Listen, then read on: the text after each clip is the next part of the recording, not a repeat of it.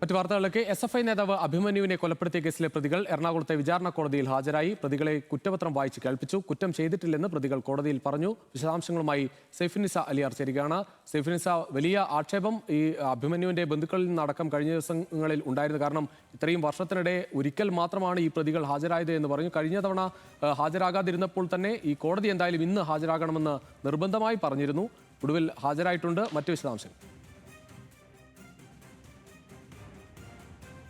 നിരന്തരമായ കർശനമായ നിർദ്ദേശത്തെ തുടർന്ന് ഇപ്പോൾ ഹാജരായിരിക്കുകയാണ്. ഇന്ന് കേസ് പരിഗണിച്ചപ്പോൾ 16 പ്രതികളും കേസിലെ 16 പ്രതികളും കോടതിയിൽ ഹാജരായി. പുതുതായി ചുമത്തിയ കുറ്റം പ്രതികളെ വായിച്ചു കേൾപ്പിച്ചു. അതിനുശേഷം കോടതി പ്രതികളോട് ഈ കുറ്റം ചെയ്തിട്ടുണ്ടോ എന്ന് ചോദിച്ചു.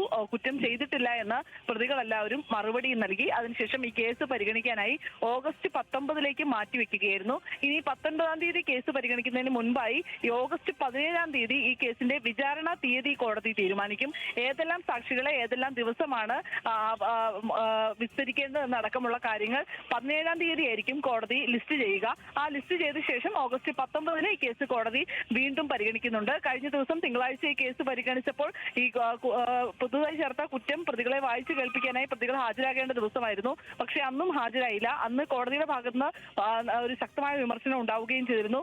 ഇപ്പോൾ ഹാജരാകാതിരിക്കുന്നത് മാധ്യമങ്ങൾ പുറത്തുള്ളതുകൊണ്ടാണ് എന്നായിരുന്നു പ്രതിഭാഗത്തിന്റെ വാദം. പക്ഷേ കോടതി അതിന് മറുപടി നൽകിയത് അങ്ങനെയെങ്കിൽ വിചാരണ തുടങ്ങുമ്പോൾ എന്ത് ചെയ്യും? വിചാരണയാവുമ്പോൾ എല്ലാ പ്രതികളും എല്ലാ തവണയും ഹാജരാകണമല്ലോ എന്നുള്ളതാണ് കോടതി പറഞ്ഞത്. ഈ കേസ് നടന്ന് 8 വർഷത്തിനിടയിൽ ഇത് ഒരു തവണ മാത്രമാണ് പ്രതികൾ ഹാജരായതെന്ന് ഈ അഭിമന്യുവിന്റെ കുടുംബത്തിന് വേണ്ടി എന്തായാലും അഭിമന്യു വധക്കേസിൽ പ്രതികൾ ഇപ്പോൾ കോടതിയിൽ ഹാജരായിരിക്കുന്നു. പുതിയ കുറ്റം പ്രതികളെ വായിച്ചു കേൾപ്പിച്ചു. എന്തായാലും കോടതിയുടെ കർശന നിർദ്ദേശത്തിന്റെ അടിസ്ഥാനത്തിലാണ് ഇപ്പോൾ പ്രതികൾ ഹാജരായിരിക്കുന്നത്.